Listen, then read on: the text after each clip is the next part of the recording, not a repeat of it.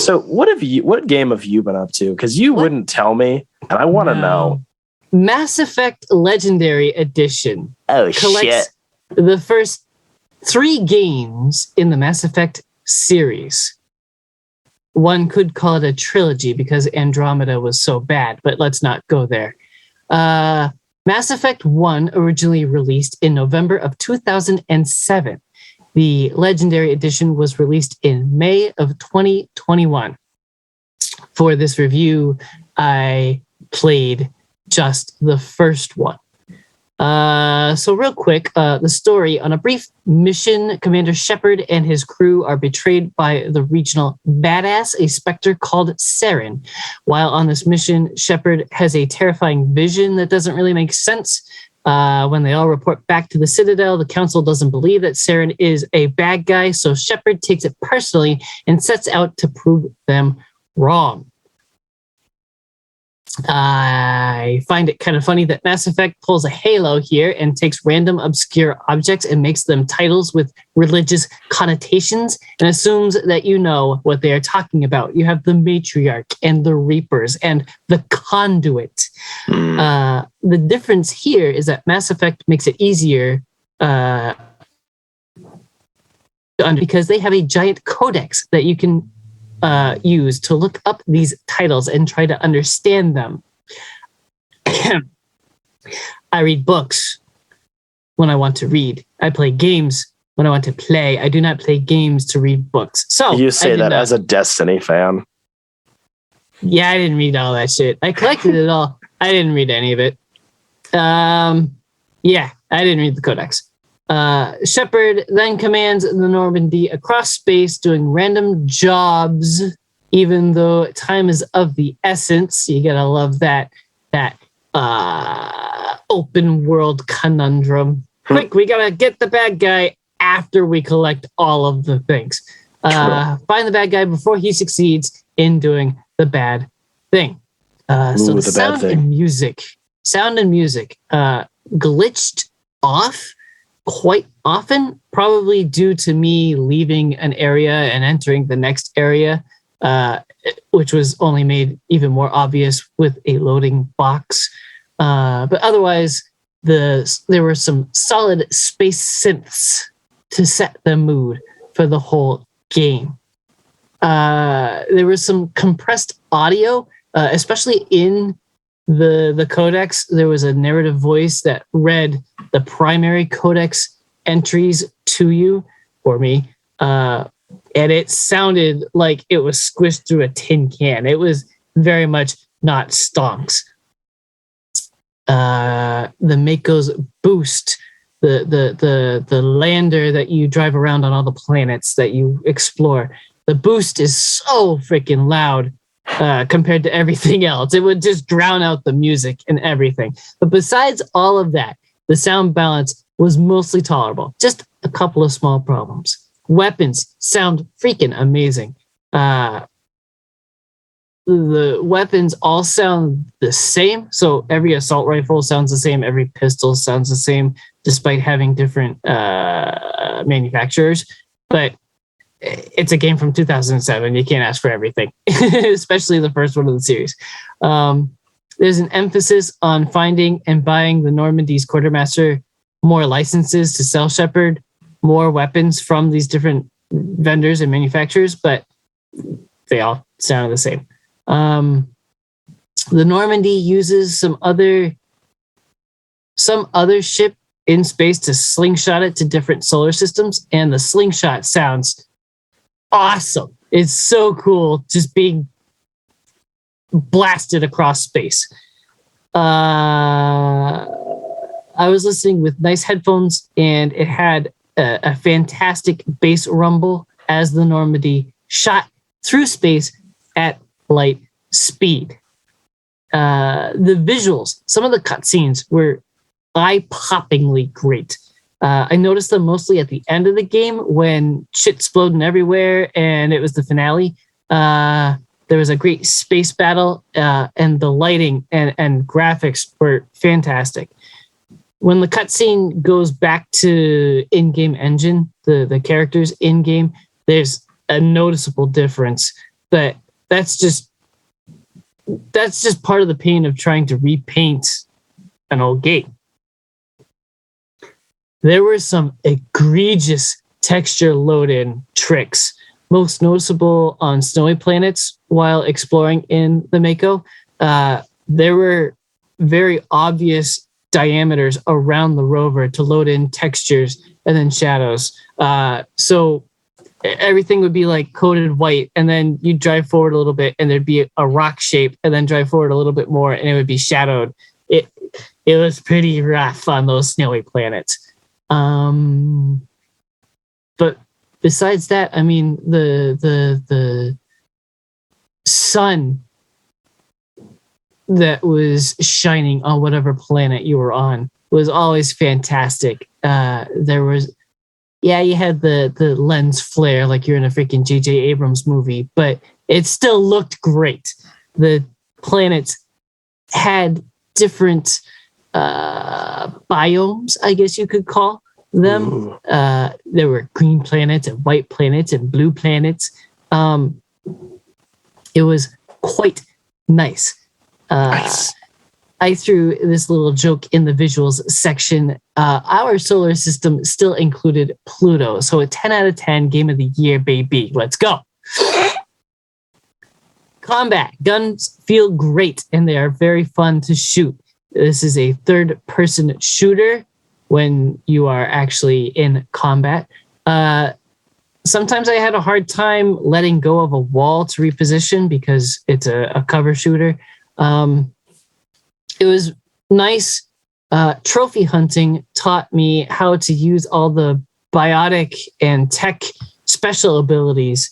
And that knowledge that I had learned trying to use all the abilities a certain number of times to get the trophy made the final boss a cakewalk. Speaking of cakewalk, though, I was OP most of the time. Near the end of the game, I chose combat instead of running around in a circle to fix the thing to get it a quick kill. I was just like, no, just let me shoot it and it'll be fine. And it was. Melee is a joke. It's very short range, even for a melee move, and it really didn't feel very effective. Loot. You could loot enemies and the buildings that they were camped out in, and typical of me, Skyrim didn't break this of me. I was grabbing everything with no recognition of what I was grabbing. I just took it all.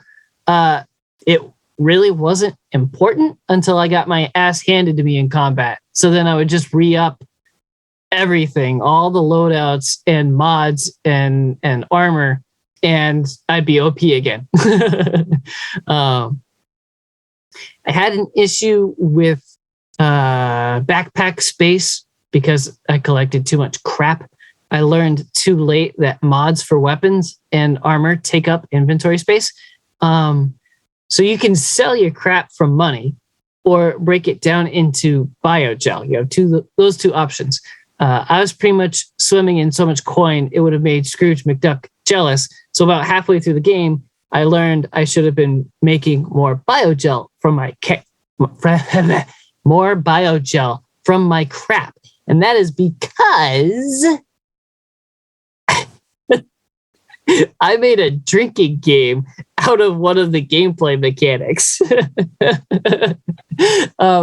You are looking for crashed satellites and minerals all over the planets that you land on.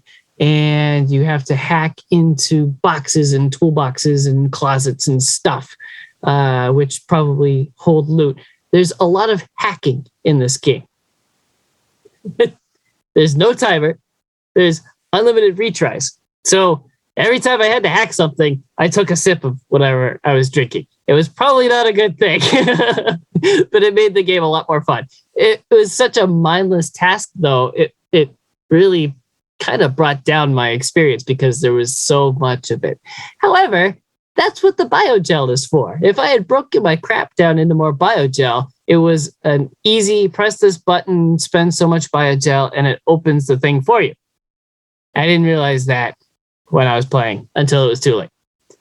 Oh well, I had fun. Collectibles don't really have a reason, and it takes a lot of work and a lot of unnecessary space in the journal. There were about 4 optional missions for collecting crap, so like the minerals I was talking about, or there's matriarch tokens or something that you have to find by scanning planets and stuff. I came within 1 piece on 2 of these optional missions. And less than 5 out of 40 on another, and finished the 4th. I was so close to collecting all of the crap, and I didn't make it. I was so annoyed. My OCD is still angry about this. But it took up at least 4 spots in the journal of just collect crap. So, yeah.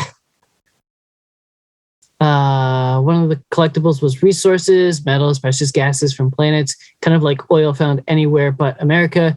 You could find them by surveying planets or as a hidden resource on planets. They don't show up for the landing party on the map. You have to go out and actually find them. They're not on the mini map.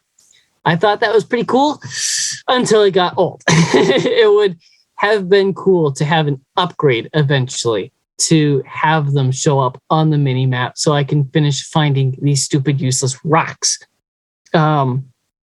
Usually it was pretty obvious anyway. You would have your places to go on the planet marked, and then a great wide open section of nothingness. And it's like, there's going to be a rock out there.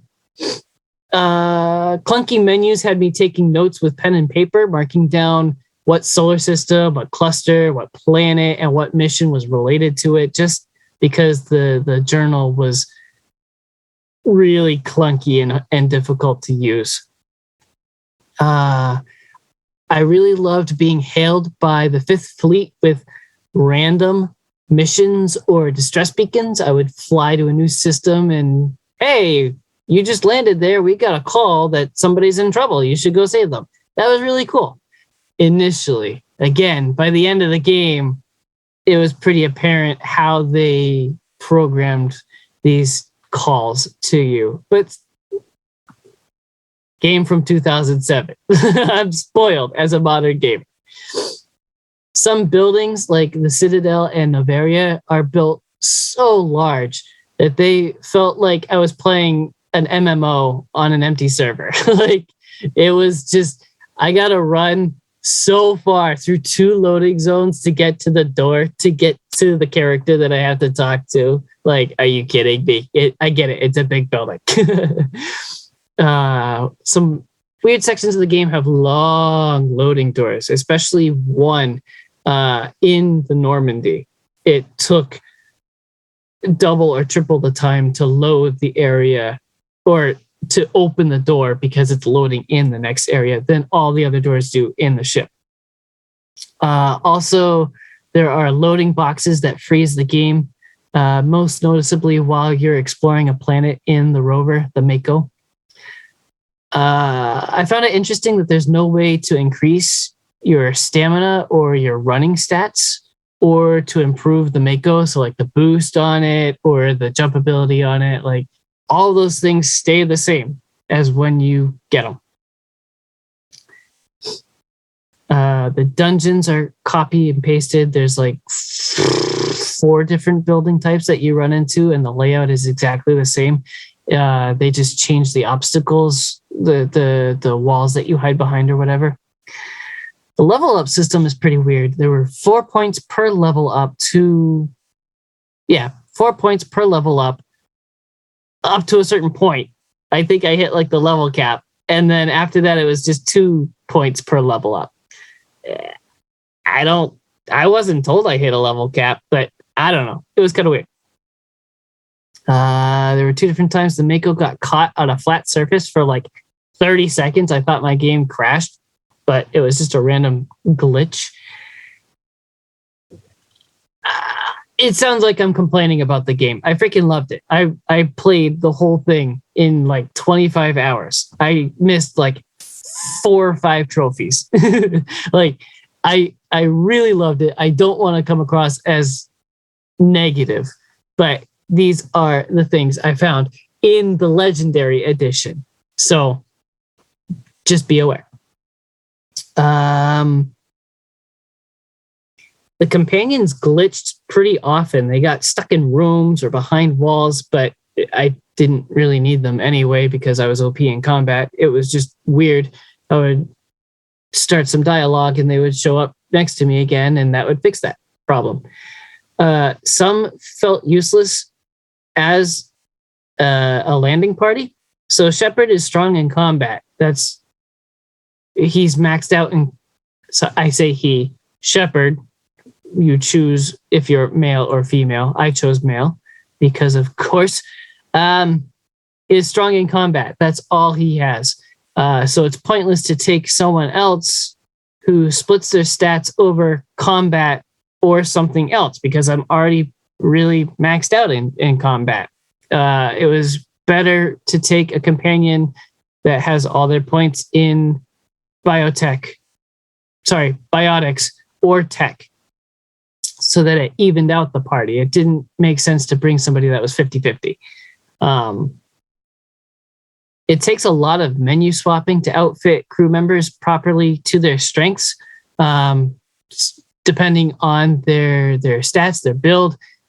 Some are, let's say, strong in shotgun, but you had to do a lot of menuing to remember which one was strong in shotguns, and then go over to the equipment menu and give them the best shotgun so that you were optimizing your crew. Companions mostly have interesting backstories and motives. There was just one that I really didn't care about because he was kind of flat, but everybody else was great. Rex and Garrus's motives were a little muddled. They were mercenary types, and unless I really missed something, it felt like they were just along for the ride until they weren't, and they would just jump ship at any time, which was fine until the end of the game. Rex has a solid story arc, and you had to choose whether to be nice to him or be really mean to him, and you didn't have a lot of weight behind being nice to him because he's just a mercenary along for the ride. So that was a little bit weird, but it was a great story arc. Fantastic. It was annoying and not knowing when new dialogue options were available to progress your relationship with your companions. So after every mission, I was running around the Normandy, talking to all the people, waiting for more dialogue to increase in friendship powers with all of my crew members. It would have been nice to know, hey, you can progress their story arc now instead of wasting so much time going down 3 levels of the ship and finding out I wasted my time. I got stuck on the same options for a very long time end game. I think I had run all the stories out early, and that was all that there was, because I did all the side missions and whatever else. To wrap up, I bought all 3 games together in the Legendary Edition for $25. I finished the story and most of the game in about 25 hours as a first playthrough. I'm pretty sure I played on hard, but don't quote me. I have no idea if I'll ever replay this first one, especially if I play 2 and 3 in the future. I might get burnt out, especially if I don't space it out. But I really feel like I saw most of what Mass Effect 1 has to offer. It was a lovable, janky game that was probably mind-blowing back in 2007. I can understand it appearing to be a highly polished experience then. With my little bit of experience with Dragon Age 1 and 2, those are really janky. I could see how this was a huge step up in technology for them after those 2. It took that formula and put it in space, and it was a really enjoyable experience. I would recommend it for Star Trek fans and Halo fans, maybe.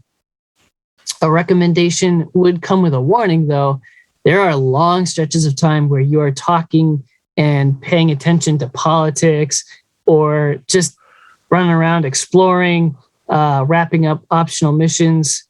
This really isn't a fast-paced game. There is combat, but it's not designed for combat. So you have to be patient when you're playing it. Spaceship Go brrr. I'm glad you enjoyed Mass Effect. I remember us talking about this a while ago. I was like, that's really up your alley. You suggested it, and I was like, you know what? You're right. And I got it. And so far, 1 is great. Spaceship.